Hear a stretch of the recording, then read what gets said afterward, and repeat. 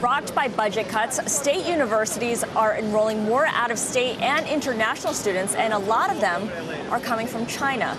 Cali Carlin has been looking at the trend and getting a sense of who's getting squeezed. And Cali, what have you found? Well, Scarlett, the University of San Diego in California accepted 1,500 fewer Californian students this year in favor of out-of-state students. So why would the Golden State sell out its own tax-paying citizens? Well, as is often the case, it all goes back to money.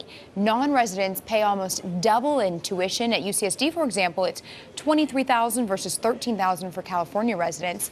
Meanwhile, the university argues it has no other choice since the state of California has sliced its funding by a quarter since 2008. Administrators say the state is no longer a reliable source of funding.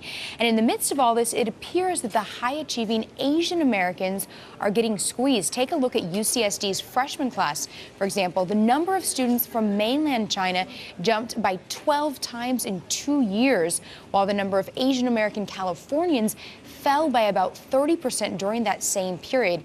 And it's not just the UCs going through this trend of accepting more out-of-state students. At Michigan State University, non-resident admissions now account for a quarter of undergraduates, with Chinese undergrad enrollment there soaring 23 times in the last 5 years. In fact, nationwide, 1 in 5 international students is now from China, and that number has nearly doubled in just 1 year thanks to China's burgeoning middle class. Plus, about a dozen U.S. colleges are capitalizing on this demand by opening campuses in China. Meanwhile, China has spent millions of dollars to establish institutes for Chinese language and culture at 75 American schools. Scarlett.